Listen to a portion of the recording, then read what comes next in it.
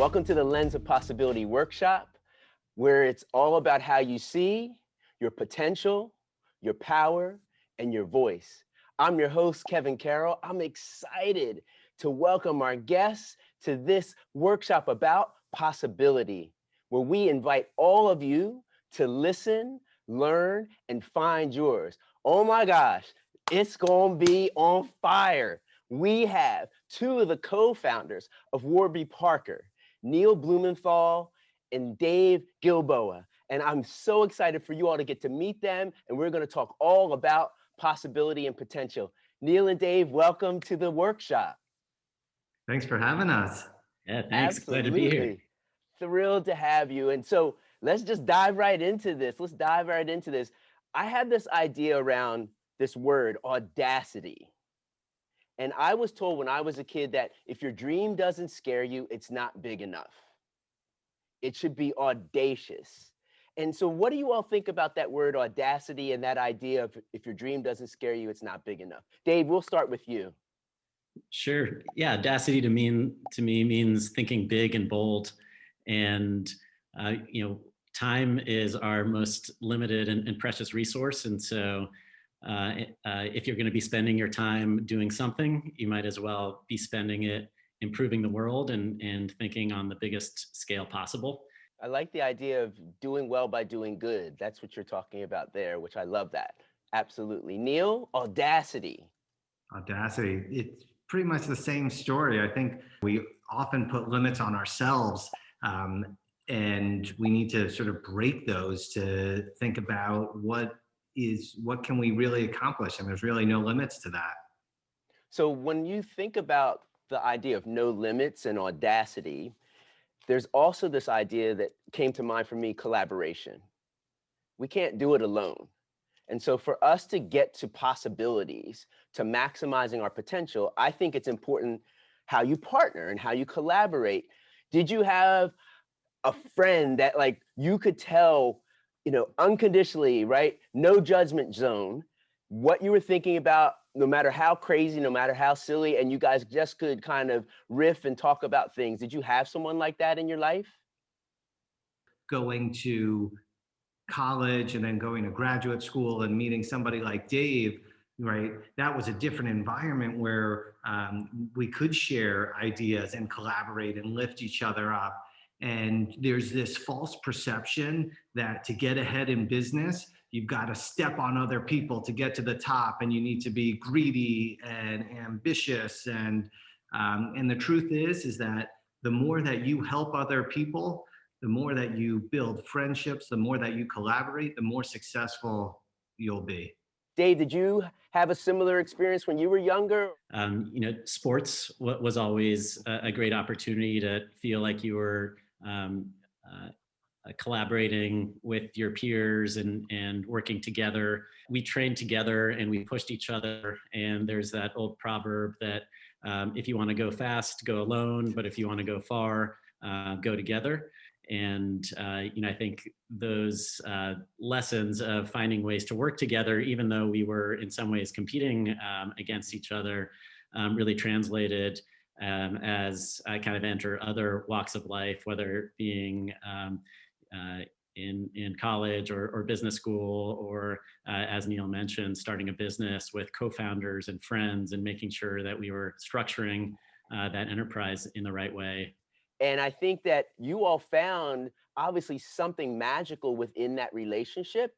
What would you say that was that made it work? I think it was because we worked hard at it. You don't want haters to prevent you from going forward, but they shouldn't prevent you from thinking, right? If they say something, there might be something behind it and you want to probe it, right? Like starting a business with 4 people, that's a dynamic that could there be arguments? Absolutely, right? It takes at least 2 people to have an argument. So if you're working by yourself, you might not argue with anybody.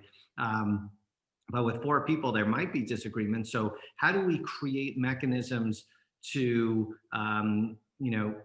resolve any disagreements? How do we build trust?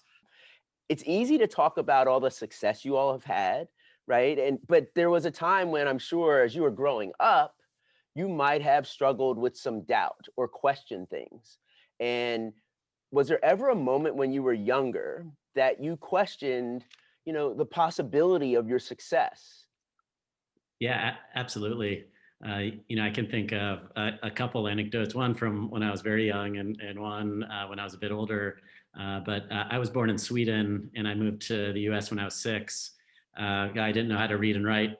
And in Sweden, early childhood development is much more focused on play and Yes. creativity. Yes. I think that feeling of not knowing if you are capable was both a terrifying and very motivating feeling. And so spent that whole summer learning the alphabet, learning how to read and write, and then hit the ground running in first grade, and with a lot more confidence and knowing that I had the ability to learn and the ability to kind of catch up to my peers. I would imagine that stays with you, right? That kind of a feeling of not knowing and how do I actually level up and get better at something. And I'm sure that informed a lot of the work that you did when you got older. How would you define, if you were going to define possibility, how would you define that? Anything can happen. And that's the truth, right? And the question is, what do we do with possibility? Right? Do we take advantage of it? Do we open our eyes to all the opportunities that are out there? I love that. What do we do with possibility? Dave, how would you define possibility? I think possibility means imagining and pursuing change and new outcomes, and that who you are today and the way that the world looks today doesn't need to stay stagnant. That possibility is about the optimism to create change and think differently, um, and the optimism really to transform who you are and the way things look. When did you realize that you had something inspired you enough that you wanted to get out of bed in the morning and you knew why? I think for me, it was at a pretty early age. So both my parents are doctors, and I grew up 100% sure that I was going to become a doctor. I just had to decide which kind. And I went to college, took all the pre-med classes, took the MCAT, the entrance exam to med school, and was kind of all, right on that intended path. And I started then talking to more practicing doctors and realized that I wasn't necessarily drawn to the profession of medicine. I was drawn to the idea that your profession could help people and make the world better. For our young people watching, I think that's what I'd like for them to think about. It sometimes you have to be courageous about the decision and your possibilities. It might not make sense to everyone what you decide to do, but you have to go for that and trust and believe that and convince people to keep supporting you, even though it might not be their decision. One of the other things that we talked about was this idea of, do you have something that represents that? One of the things that I often find is just like going out into nature actually recharges me and energizes me and gives me a sense of how big the world is. Just doing that, number one, opens up sort of the realm of possibility, because it makes me just see how big and grand the world is, and that sometimes, right, we're pretty small and sometimes our ideas are small, so we can sort of make those bigger. So whenever I need to recharge, I try and find a way to go to a park or to go outside somewhere, and frankly, it's going to sound corny, but just see some trees and see, right, how over years these things have grown bigger and bigger and bigger. I think that's actually really insightful. And I think there's a notion called cubicle creativity. Have you heard that? You're as creative as the space that you sit in. And so the more that you go out where it's wider and more open, the more expansive your thoughts and ideas can become. I understand you couldn't bring a tree into your home, right? Or your locale, right? So, but I get it. I get nature, and that I love that. Dave? Well, I'm going to pick something that kind of represents what Neil was talking about, but is pretty different. something that I have handy on my desk here is my passport.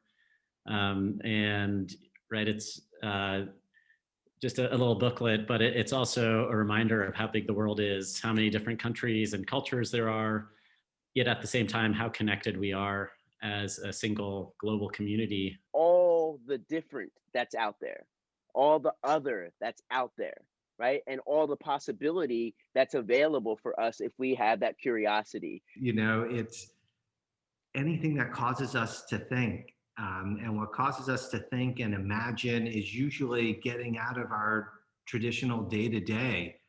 Perspective, empathy, which I think is so important around possibility, not just thinking about yourself when you're actually coming up with an idea, which I think is a great segue into. So Warby Parker is about doing well by doing good.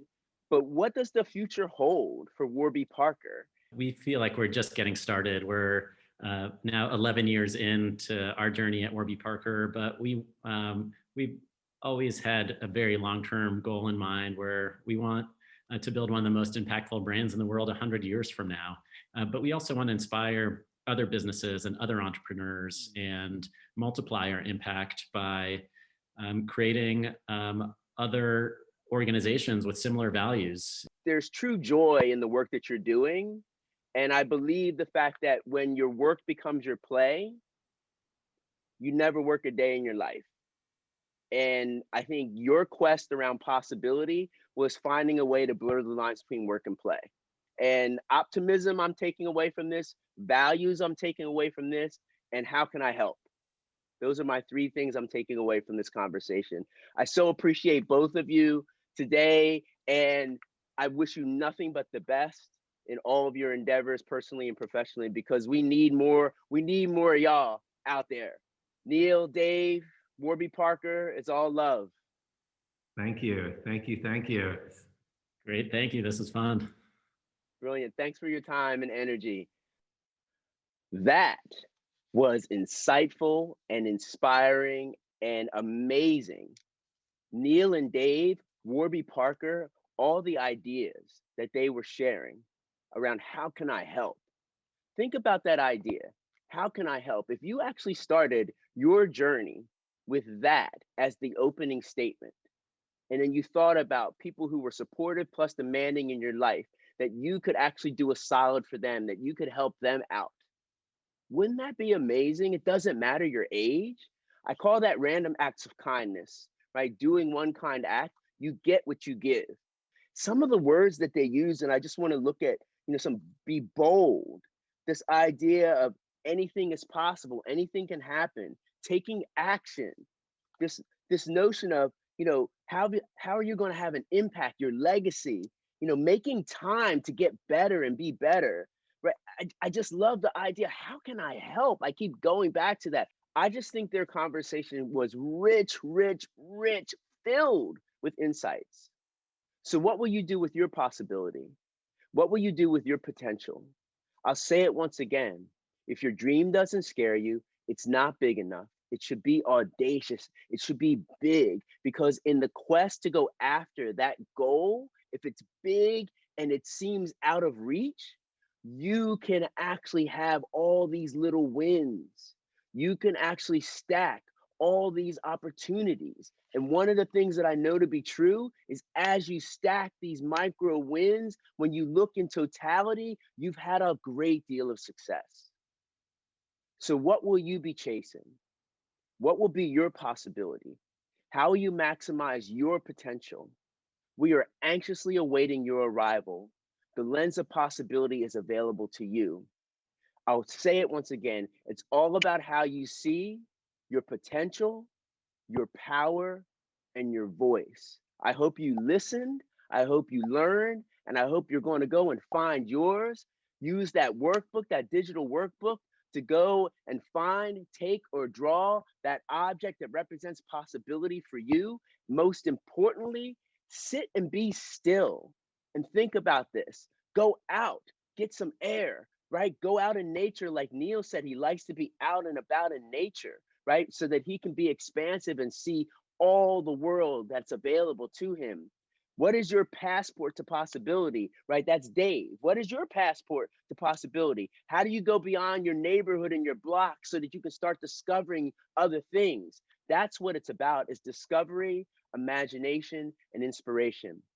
So this has been our Lens of Possibility workshop for today, all around possibility. Thank you so much for tuning in. I wish you nothing but the best. Continue to listen, learn, and find yours. Be well.